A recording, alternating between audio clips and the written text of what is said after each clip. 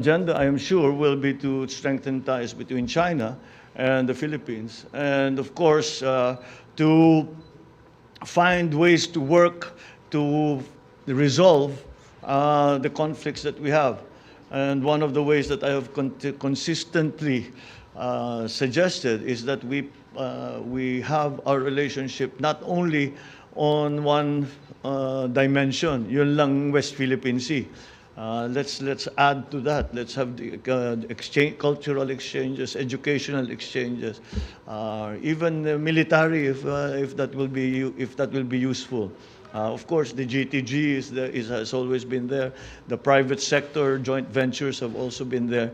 But I think that the more we do of that, the more it will help resolve the issues.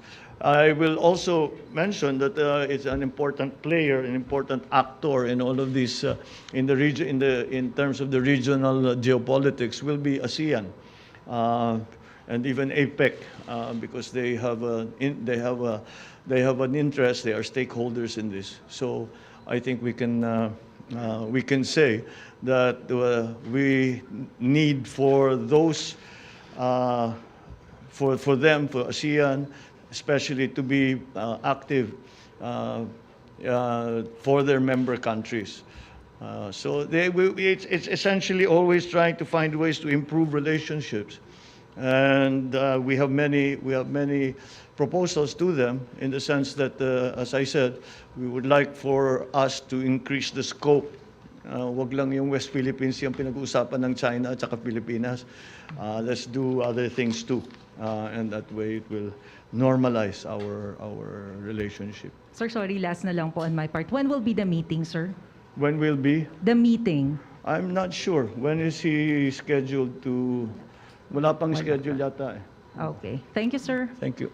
Let's keep it down to one question each para makarami tayo. Mr. Neil Mercado, INQUIRER.net. If you're not here, the question was, inflation rate soared to 6.1%, the highest since October 2018. Does the President have any concrete plan to address this? Paano matutulungan ng mga Pilipino umaaray na sa taas ng presyo ng bilihin? Yes, of course, the inflation rate is a problem, not only in the Philippines, but everywhere. Our inflation rate, anong pinote na inflation rate? Right now, What did the 6.1. 6.1? Yes. I think that I will have to disagree with that number. We are not that high. We have crossed our targets were less 4% or less. Unfortunately, it looks like we may cross that threshold. Tatawid tayo sa 4%. That's why again we have to think about interest rate levels. But there is a conflicting force in that exchange rate levels. The United States, the dollar, has gained in all against all currencies. So the dollar has gained against all currencies. The specific effect is that it actually will start to be part of it will be part of the components of the inflation. So we are having to be careful, because essentially our economic policy right now, our monetary policy right now is essentially to use interest rates to control the inflation rate. We are not looking specifically to the exchange rates now. What we are talking about, what we are targeting is the inflation rate. So that's what we are doing. The increase in commodity prices are again something that happens, that the forces that have pushed the commodity prices up are again beyond our control. Much of our inflation is actually imported inflation. It is imported because it is the inflation on the products that have suffered inflation that we import. So sumama na yung inflation nila dun sa atin. So we have to when we analyze, we have to make those categorical differences so that to better understand really what the situation is. Ivan Mayrina, GMA7. One question, please. Mr. President, what support can the transport sector expect from the administration? Do we expect more or continued fuel subsidy? At gayon din po sa mga pasahero, what can they expect? Patuloy pa rin po ba yung libreng sakay? At i-expand po ba ito? Thank you. Okay, good. I'm glad you asked. We just discussed that we are going. At i-expand po ba ito? Thank you. Okay, good. I'm glad you asked. We just discussed that we are going to try not only to continue the fuel subsidies for the transport sector, but to expand it to include the tricycles, which up to now have not been included. And so we talked about in the cabinet meeting. We talked about the funding, where it can come from, and how we are going to manage the how we are going to manage the funding for the additional fuel subsidies. We have enough budget, I think, to last for most of this, not for this year and a little bit beyond. But we still have to find that. We have to find that money if we're going to continue. The libreng sakay. What we have done is we will continue the libreng sakay, but we are going to stop the libreng sakay in MRT 3. We will transfer the libreng sakay to students. Sorry, I think I'm doing this wrong. Libreng sakay continues as is. That continues.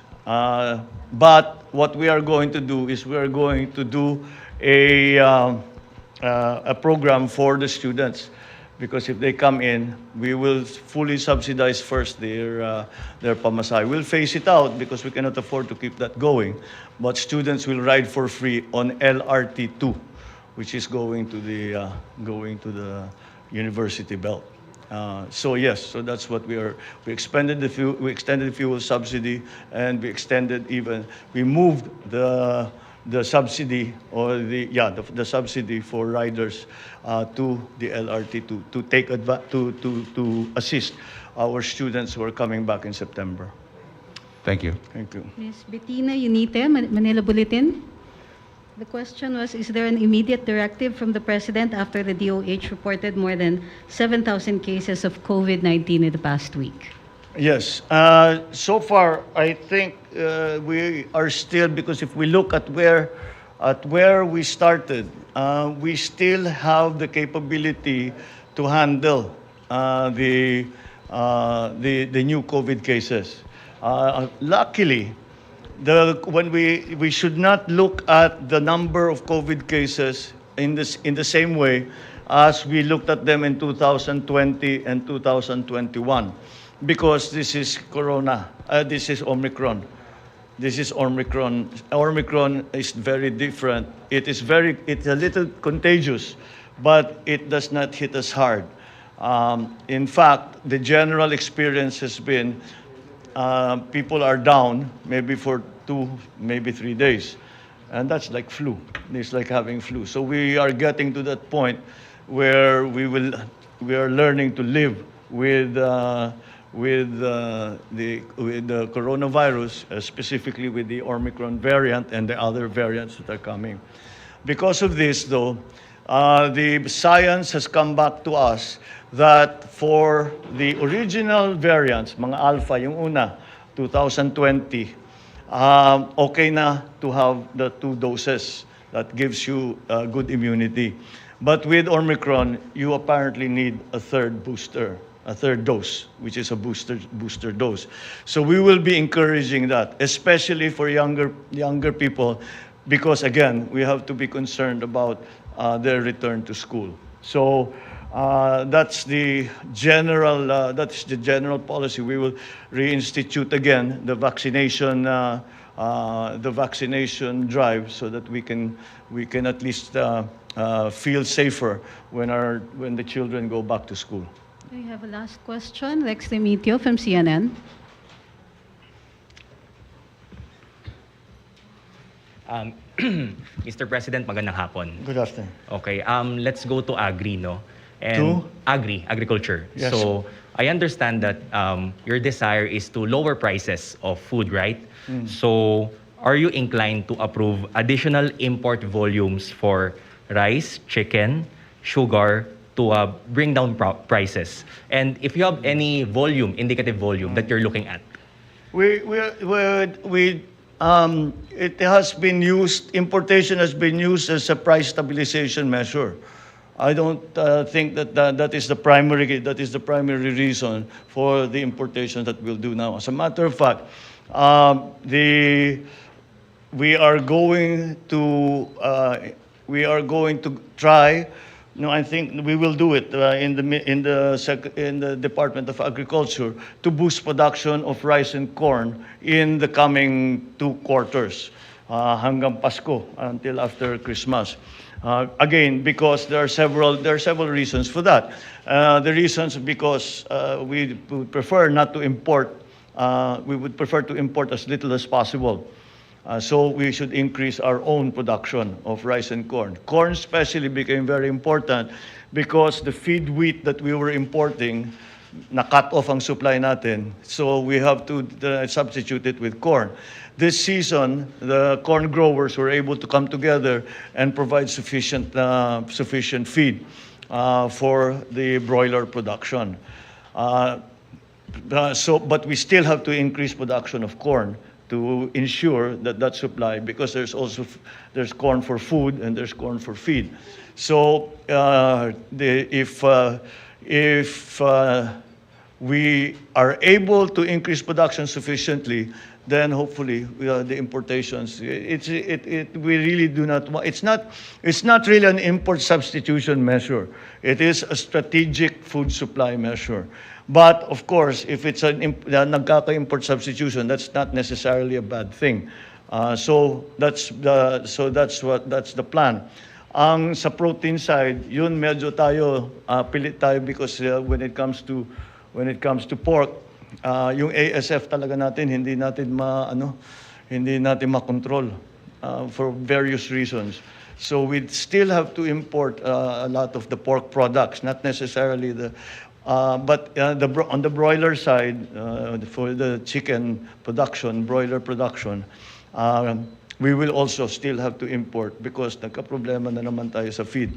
Nagkaka-problema na naman tayo sa food supply nung mga and yung production natin is not sufficient again. And that's why this is really the reason. If you look at it, our production is not sufficient in palay, it's not sufficient in corn, it's not sufficient in livestock, it's not sufficient in fisheries. That is why I made agriculture the highest priority of everything that we are doing. Because you cannot build a strong economy unless you have a foundation of a robust agricultural sector, which assures food supply, even in emergencies. And that's what we're working towards. Yan yung mga long term. Yung mga short term, yung sinasabi ko, increase production for the rest of the years, habulin natin yung last planting for this year. They will mill siguro, they'll harvest soon, they will harvest towards the end of the year, they'll mill soon after that. So baka mahabol natin yung food supply problem doon. But still, those are short-term solutions. We need long-term solutions that can take care of this problem. We no longer take care of the symptoms, we take care of the disease. And that's what we are trying to do in agri. We have a ways to go. There are elements kasi ng value chain na nandyan eh. Pero they're not part of a process. They exist standalone sila lahat. So diyan ang gusto natin gawin, buuhin natin 'yon. Para may savings yan eh. When you vertically integrate, to use the technical term, when you vertically integrate, ang daming savings all along the line. And that's hopefully gets to the point that we can retail these agricultural products at a good price that's affordable to people. Thank you, Mr. President. Thank you. Thank you very much.